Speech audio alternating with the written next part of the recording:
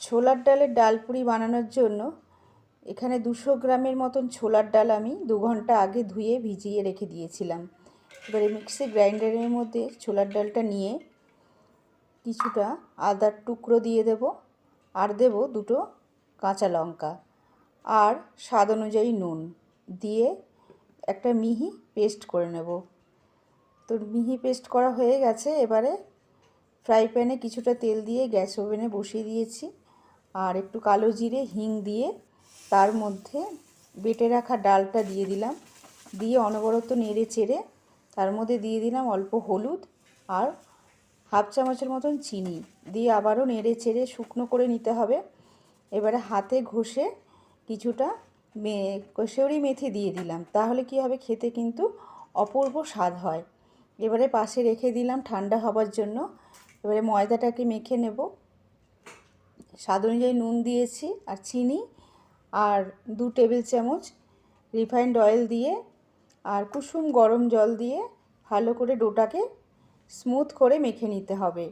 এবারে অল্প তেল দিয়ে বুলিয়ে ঢাকা দিয়ে রেখে দেব 10 মিনিটের জন্য। বন্ধুরা, আজকের রেসিপিটা যদি আপনাদের ভালো লাগে প্লিজ একটা লাইক, শেয়ার, কমেন্ট করবেন, আর আমার চ্যানেলটিকে সাবস্ক্রাইব করে আমার পাশে থাকবেন। এবার ডোটা 10 মিনিট হয়ে গেছে। এবার ডোটার থেকে ছোট ছোট করে লেচি করে নেব। আর ছোলার ডালটা যেহেতু ঠান্ডা হয়ে যাওয়ার পর ঝুরো ঝুরো হয়ে গেছে, এবারে একটি লেচি বাটির আকার গড়ে তার মধ্যে ছোলার ডালটা পুর দিয়ে ভালো করে মুখটা মুড়িয়ে নেব, যাতে না ডালটা বেরিয়ে যায়। এইভাবে প্রত্যেকটাই আমি করে নেব। এবং বাটির আকার গড়ে নিতে হবে, তার মধ্যে পুরটা দিয়ে মুখটা ভালো করে মুড়িয়ে বন্ধ করে দিতে হবে।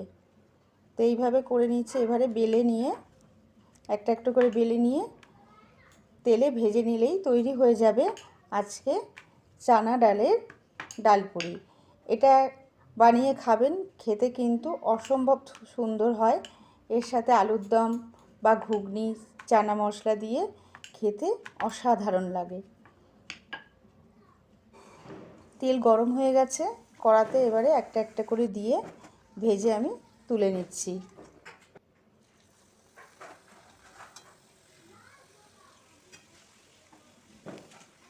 আর একটা দিয়ে ভেজে দেখাচ্ছি। এইভাবে সবগুলোই ভেজে নেব।